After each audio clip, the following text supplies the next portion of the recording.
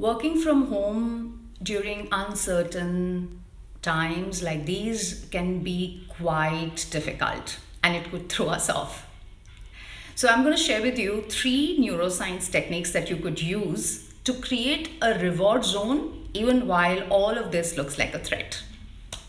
Why does this look like a threat? Firstly, it looks like a threat because I don't know what's going to happen next. I don't know when I'm going to go to work next. I don't know what's going to happen to that trip of mine. I don't know what's going to happen to that meeting of mine, etc., etc. The uncertainty is a threat. And at the same time, we're still trying to work from home, we're still trying to deliver on our work, we're trying to connect with our teams, and we're trying to look at our KRAs and trying to see how we can deliver on this each and every day. So, three things that can help you. The first thing is to choose an activity right as you start your day, when you wake up in the morning, an activity that can actually bring you very early reward in the day and set the day in motion. What could this activity be? It could be anything that works for you. For example, just simply making your bed.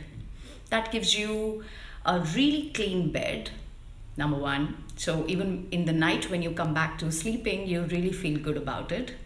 And secondly, it gives you a sense of completion, which both the body and the mind recognize as a reward. Similarly, it could just be stepping into the shower, wearing your work clothes, getting ready, just as you would start your day. The moment you put your body in rhythm with these actions without applying too much thought, it moves in the reward zone and you will feel more positive and you will have more energy to start your day. The second thing that you could do is more of a grounding exercise. So, grounding really means that when your mind starts to wander, either because of a personal story or because of something external, you could ground yourself by attaching another thing in the present to the experience. Let me explain it to you. So, for example, if I'm thinking right now, I don't know when my next call is going to happen. Is it going to be face to face in my office or is it going to be a Skype session? I don't really know what's going to happen in the next week, etc., etc. The moment this thought comes, if I change the thought by saying,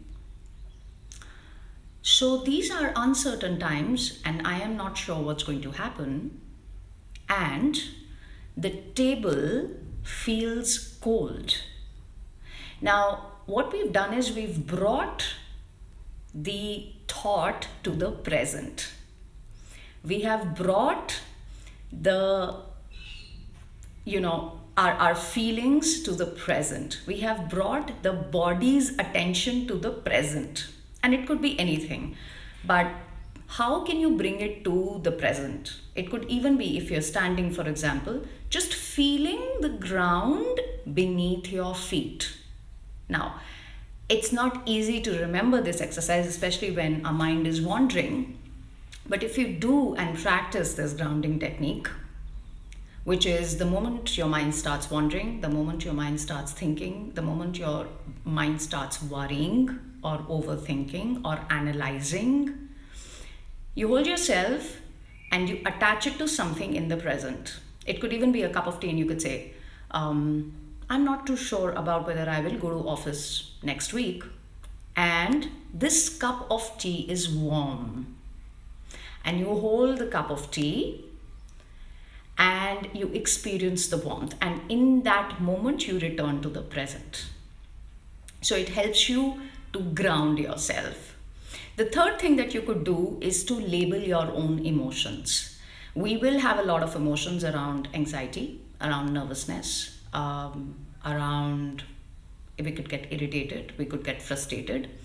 It's good to label the emotion.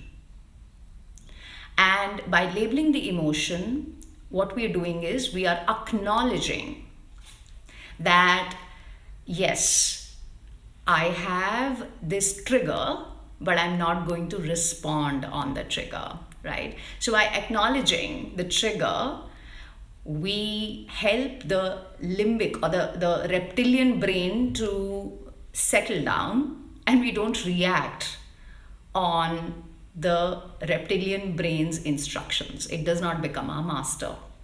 So we label it and we say, I'm getting frustrated. The moment you say that, the moment you acknowledge it, you again return to the present. So these were 3 neuroscience techniques that I wanted to share with all of you. I know working from home could be a struggle, and I understand that a lot of you are trying your best to do your best during this time. So my best wishes to all of you, and do keep the conversation open. If you have more questions, do write into me. This is Alka signing off. Bye-bye and see you soon.